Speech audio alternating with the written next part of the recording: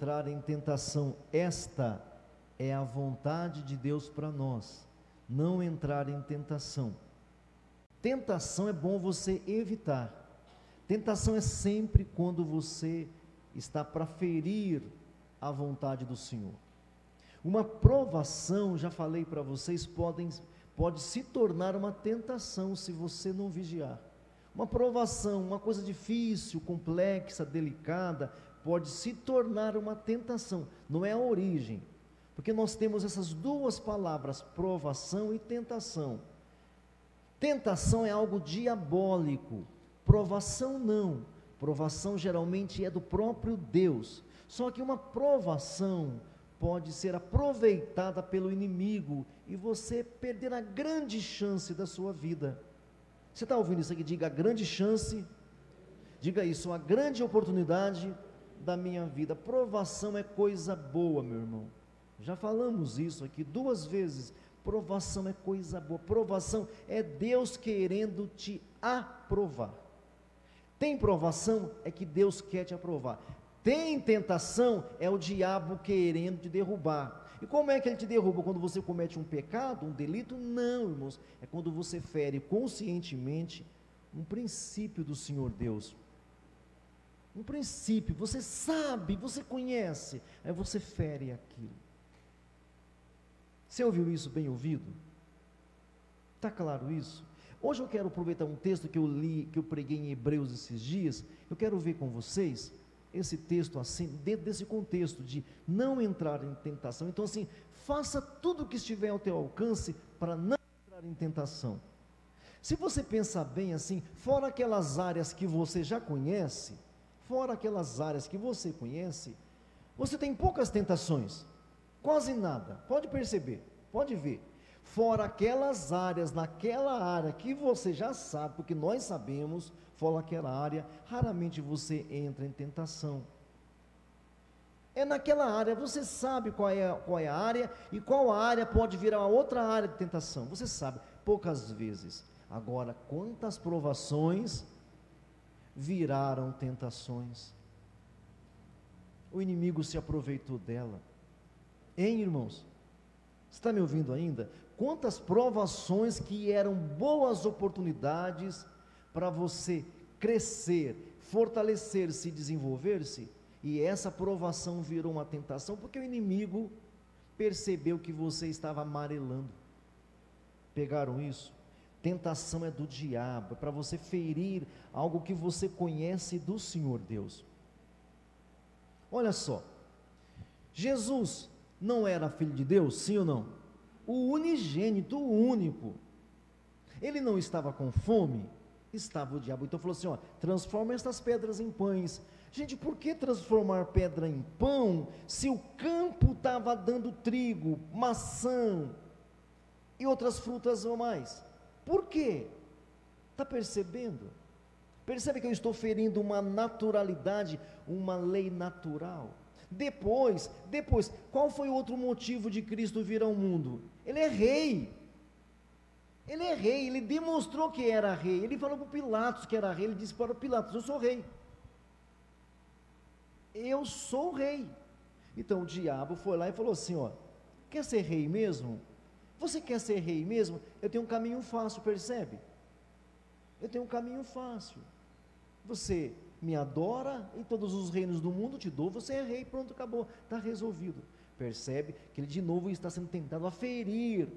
Por quê? Tinha o jeito certo dele ser rei, no caso de Jesus.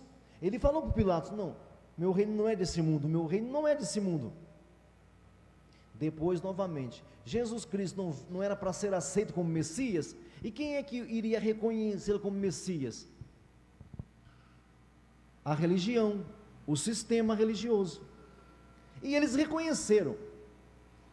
A última palavra do Caifás, um dia, lá no finalzinho dos tempos, lá, quando estavam prestes para crucificar Jesus, eles estavam discutindo sobre prender Jesus, ali naquelas horas antes, ali assim, estavam discutindo, mas se prender, a multidão vai perseguir a gente, se nós prendermos ele, vai dar o que falar. Aí o Caifás era o sumo sacerdote, bem assim, que era a lei, sacerdote era a lei, era a política daquela época, não era só religião, era a lei daquele tempo. Caifás falou assim, ou Anás ou Caifás, os dois falaram assim: convém que um morra por todos. Aí o texto de João fala assim: ele não sabia, mas estava profetizando. A autoridade diz: convém que um morra por todos, do que todos morrerem. Não era consciente, mas eles acabaram aceitando Jesus como Messias. Então o diabo, sabendo que Jesus veio para ser Messias, ele falou assim: ó, sobe aqui em cima e pula. Lá embaixo os sacerdotes, as multidões, os teólogos, os professores de religião vão todos te aceitar, vão todos te receber, você vai ser aceito. Mas era o meio errado, entenderam? Então tentação é sempre que você é levado a ferir um princípio de Deus. Ele era filho de Deus, o diabo tentou nessa área de ser filho de Deus, levando-o a comer pão de pedra, levando-o a querer os reinos do mundo, levando-o a ser visto e querido pelos sacerdotes. Ele disse: não, não, não, não, não, não, não é esse o caminho, não é assim, não vou ferir o caráter. Isso é tentação. Tentação é sempre quando você é tentado a ferir um princípio de Deus. Toma cuidado. Então tentação, raramente você vai ser tentado, mas ore para que você não seja. E é naquelas áreas que você já conhece que você pode ser tentado. Geralmente nós temos uma ou duas áreas que podemos ser tentados, gente. O resto para nós é fichinha. Tem uma ou duas áreas em que você deve ser tentado, não muitas áreas. Agora, a provação, nós podemos ser provados em muitas áreas. Amém? Então eu leio Tiago capítulo 2, depois eu leio Hebreus. Tiago 2, 1, 2 fala assim, Tiago 1, 2: meus irmãos, tende por motivo de toda alegria o passardes por várias provações. Tendes por motivo de muita alegria, de toda alegria, o passardes por várias provações, sabendo que a provação da vossa fé, uma vez confirmada, produz mais força, mais paciência, e essa paciência deve ter ação completa, para que sejais perfeitos. Para que sejais perfeitos. O que é perfeito, gente? Colocado ao lado do que é perfeito. Perfeito é aquele que é colocado ao lado. Quando você bate o prumo numa parede, o prumo é o reto, a parede é que vai ser verificada. O prumo é o reto, o prumo é o reto, a parede é que você vai arrumar. Então perfeito é para o feito, é colocado perto daquele que é certo. Isso é perfeito. Não é que eu sou perfeito em mim mesmo, mas eu fui colocado para o perfeito, eu fui colocado para o reto, e aí eu vou me alinhando com Ele, eu vou me acertando conforme Ele. A provação vai te aperfeiçoar. Entenderam ou não? A provação, sem provação não tem aperfeiçoamento, sem provação não tem desenvolvimento, não existe. E aí, eu quero que você abra sua Bíblia em Hebreus 13. Em Hebreus 13, versículo 8. Jesus Cristo é o mesmo, ontem, hoje e sempre. Ele é o mesmo, hoje, ontem e sempre. Não se deixem levar por ensinamentos diferentes e estranhos que tiram vocês do caminho certo. Eu vou ler na linguagem que talvez vocês tenham aí, olha só. Jesus Cristo ontem, hoje é o mesmo e o será para sempre. Não vos deixeis envolver por doutrinas várias e estranhas, porquanto o que vale é estar o coração confirmado com graça e não com alimentos que nunca tiveram proveito, os que com isto se preocuparam. Então, provações, falei de tentação, provações. Geralmente a provação, querido irmão, presta atenção. Geralmente, olha para cá um minutinho só, pelo amor de Deus, olha para cá, olha aqui para cá. Geralmente, gente, A provação, ela vem com luz. Ela não vem sem luz. Ela vem com uma luz falsa. Eu falei, acho que foi a segunda pregação sobre tentações. Lá no começo eu falei. As provações, ela não vem com coisas extravagantes. Diga, as provações e as tentações não vêm com coisas extravagantes. Não vem. Não vai se inventar a roda. Ela tem uma aparência de verdade. Porque não dá para te tentar ou te provar sem que tenha aparência de verdade, meu irmão. Por isso que o diabo depois no final diz assim: está escrito, Jesus. Entendeu? Se você é o Filho de Deus, transforme estas pedras em pães. Jesus disse: está escrito, nem só de pão viverá o homem. O que foi que o diabo estava fazendo, gente? O diabo estava incitando Jesus ao quê? Ao povo do deserto. O povo do deserto comia pão de trigo, gente? Comia pão de trigo, irmãos? Não. Não. O pão veio de forma natural? Não. A carne veio de forma natural? Não. Está percebendo? Lá no deserto, todas as coisas vieram para os israelitas de forma antinatural. A água brotar da rocha, falando com a rocha, é natural? Não é.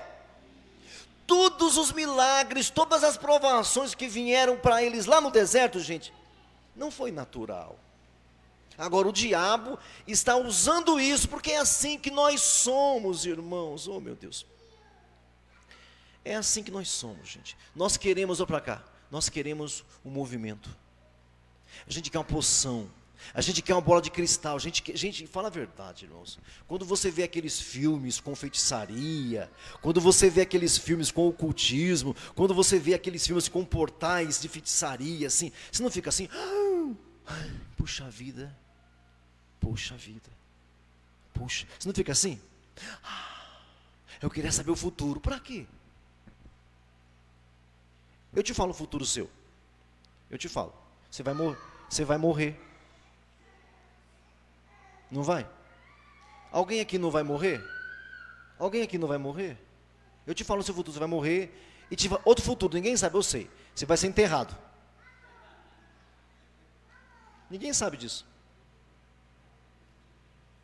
Gente, algumas pessoas pensam que profetizar, a maioria dos crentes pensam que profetizar é falar o futuro. Que futuro Isaías falou? Leia lá. Que futuro Jeremias falou? Você não vai achar isso, não. Não. Que futuro falou Ezequiel? Não falou. Eu não sei de onde a crentaiada tirou que profeta vê futuro. Eu não sei, não tiraram isso, irmãos. Não sei. Porque Isaías não falou de futuro. Ele falou de um reinado futurista, mas não falou do futuro. São pitadinhas, mas o que ele falava era, sabe o que Isaías falava? Em vez de vocês ficarem cantando, olha a profecia de Isaías, resumidamente, em vez de vocês ficar cantando, louvando, trazendo sacrifícios, socorrem os órfãos, as viúvas e os fragilizados. É isso. Foi isso que ele falou. Isaías falou isso. Isaías falou assim: eu estou cansado de receber esta oferta podre de vocês. Isaías capítulo 1, a partir do versículo 18. Leia lá em casa. Se eu estou mentindo, leia lá. Algumas pessoas pensam que Isaías profetizou o futuro. O futuro existe no livro dele, mas é coisa do reino de Deus. Ele falou assim: eu estou cansado dessas festas que vocês fazem, é podre para mim, cheira mal. Por que vocês não fazem um jejum? Aí alguém falou assim: que jejum, Isaías? Que vocês fiquem socorrendo os órfãos, que vocês socorram as viúvas, os fragilizados e tudo mais. Foi isso que ele falou. Mas os crentes ou a crentaiada pensa que Isaías falou de futuro. Só porque fala lá do leão andar com a criança, da criança abraçar a cobra lá no futuro, só por causa dessas coisinhas assim. Mas é mínimo isso é mínimo. Na verdade, Isaías fala mais do passado do que do futuro. Não é Isaías que fala assim: aquele que desde o passado anuncia todas as coisas. Foi isso que ele falou. Então vamos lá. Vamos lá então, para que eu não saia aqui da nossa conversa. Provação, irmão, geralmente não são com coisas extravagantes. Não são coisas miraculosas. São coisas que faz parte do seu sentido. É que Jesus era bem preparado. Então ele pegou Jesus, quis aplicar em Jesus a história dos israelitas, porque os israelitas comeram o pão do céu, porque os israelitas tomaram água que sai da rocha, porque os israelitas receberam carne na boca. Sabia que eles nem assaram a carne? Sabia que as carnes vieram voando assim, ó. Os pássaros vieram voando e entraram na boca dos israelitas? Já leram isso na Bíblia? Que as carnes, os passarinhos vieram voando e entrou na boca dos israelitas? E eles pensaram que acharam ruim? Comeram com sangue e tudo. Está na Bíblia isso, irmão. Está na Bíblia. Então foi isso que o diabo quis incitar em Jesus. Fazia parte da retina de Jesus. Ele falava sobre isso na sinagoga, era comum. Não são com coisas extravagantes. E depois ele fala assim, ó: está escrito, você pode fazer o que você quiser. Escuta isso aqui. Você pode fazer o que você quiser. Depois você arruma um versículo bíblico e você se safa. Faz o que você quer, faz o que dá na sua telha. Aí você arruma um versículo bíblico e vai se dar bem. Então isso aqui, olha só. Jesus Cristo é o mesmo, ontem e sempre. Não se deixem levar por ensinamentos diferentes e estranhos. Está cheirando heresia? Está falando que você vai se dar bem? Primeiro você se dá bem, depois você arruma as coisas. Está falando isso? Você vai lá, faz o que você quer fazer, faz o que dá na sua telha, depois a gente resolve, a gente arruma um versículo. A gente arruma um versículo. A gente fala assim que Deus é amor, né? É só falar que Deus é amor. É só falar que Deus é amor. Fala que Deus é luz. Fala que o Senhor é bom pastor, nada nos faltará. Faz o que você quer, depois arruma um versículo. Qualquer versículo. A gente faz o versículo ficar a teu favor, né? A gente faz o prumo se enquadrar com a parede, hein? O que você acha disso aqui? Você faz o nível seguir a parede, o que você acha? Você faz o nível seguir a parede, o prumo seguir a parede. A gente faz o que você quer. Então, Jesus Cristo é o mesmo. Se Jesus Cristo é o mesmo, essa aqui é a luz aqui, essa aqui é a revelação. Se Jesus é o mesmo, por que você quer coisa diferente? É só você descobrir, entender, aprender que Jesus é o mesmo. Que mesmo que Ele é, gente? Que mesmo que Ele é? Humilde, tolerante, justo, misericordioso. E vai aprendendo. Ouça isso. Você vai lá e você lê a história de Jesus e da mulher samaritana.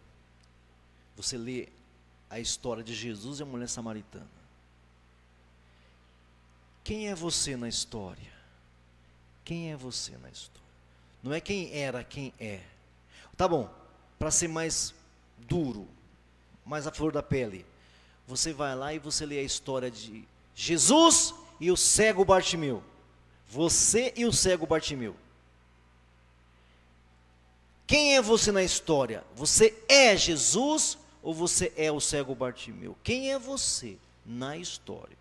Não é quem era. Um dia você era alguém ali, mas hoje quem é você? Hoje quem é você ali? Quando ele falou assim, do mesmo jeito que o Pai me enviou, eu envio vocês. Quem é você na história? Você lê a história de Jesus e o cego Bartimeu. Você é o cego Bartimeu ou você é Cristo? Quem é você? Você não é o cego Bartimeu. Chega de pedir, quero ver, quero ver, quero ver. Não, você é Cristo na história, porque você foi enviado como Cristo. Jesus é o mesmo, justo, humilde, pacificador, justo, tolerante, caminha 2 milhas quando pede para caminhar 1, entrega até a camisa de baixo quando pede a camisa de cima. Esse, manso de coração. É isso que ele é, sempre entendamos isso. Ele é o mesmo ontem, hoje, eternamente. Por que você quer ouvir coisas novas? Por que você quer ouvir coisas estranhas? Se ele é o mesmo, ele não vai mudar, meu irmão. Por isso são tantos chamados e poucos escolhidos. Por que nós queremos as novidades? Sabe por quê? Porque você quer facilidades. E ainda mais que você é brasileiro, aí que nós queremos mesmo, né? A gente é brasileiro, dá licença, né? A gente é brasileiro, a gente é o povo que dá nota em pingo d'água, né, meu irmão? A gente tem um jeitinho brasileiro, cara. A gente é brasileiro, sai fora, meu irmão. Oh, sai fora, cara. A gente é brasileiro. Nós somos os espertalhões, os bonzões, no mundo inteiro. Aonde chega um brasileiro, o cara quer se safar. É a nossa marca. Por que você não aprende? Ele é o mesmo, ontem, hoje, eternamente. Não se deixem levar por ensinamentos diferentes, estranhos, que tiram vocês do caminho certo. Mas nós queremos o quê? Modernidade. Novos movimentos. Novos movimentos. Jesus Cristo é o mesmo ontem, hoje e sempre. Não se deixem levar por ensinamentos diferentes e estranhos que tiram vocês do caminho. A aprovação, geralmente, ela vem com um pedacinho da palavra de Deus. As tentações e as provações, elas vêm com uma pinceladinha da palavra de Deus. Foi assim que Deus disse a serpente para Eva. Foi assim que Deus disse. É sempre assim. É assim que são as provações. Foi assim que Deus disse. E aí cita o versículo bíblico. Agora, como é que a gente não aprende essa lição? Jesus Cristo é o mesmo. Se Ele é o mesmo, por que eu quero outra coisa? Por que eu quero outro ensino? Por que eu quero um outro Jesus? Por que eu quero? Você sabe o que é o anticristo? Sabe o que é o anticristo? Já falei isso há décadas também, já falo há décadas. Anticristo, muitos interpretam que um anticristo é alguém contra Cristo. O anticristo não é alguém contra Cristo, é alguém que fala como Cristo, mas não é Cristo. No fim da definição, ele é contra. No fim da definição do anticristo, ele é contra, mas na cara ele não é. O texto de Apocalipse chega a dizer assim que naqueles dias ele vai fazer cair fogo do céu, vai fazer sinais e prodígios de um Cristo. Ele vai imitar o anticristo vai imitar os sinais e prodígios do primeiro ano do ministério de Jesus. O primeiro ano do ministério de Jesus foi só milagres e prodígios. O anticristo vai imitar isso. Então muitos crentes serão enganados. Nem teve agora aí, nos últimos 10 anos, 20 anos aí, nem teve anticristo, e a pastorada, os apóstolos loucos aí, enganaram muita gente. Imagina quando vier o anticristo então. Não pensa comigo, quando vier o bicho mesmo, quando o bicho vier mesmo. Já pensou? E sabe por quê? Porque não entenderam que Cristo não muda. É uma doutrina isso aqui é uma fonte teológica, isso aqui é uma base teológica. Jesus Cristo é o mesmo ontem, hoje, eternamente. Isso aqui em teologia é chamado a imutabilidade de Cristo. Se Ele não muda, por que nós nos deixamos enganar? Porque nós não queremos o evangelho antigo. Nós não queremos. Nós não queremos o evangelho genuíno, nós não queremos. Quem está me ouvindo aqui ainda? Eu já cansado. Quem está me ouvindo?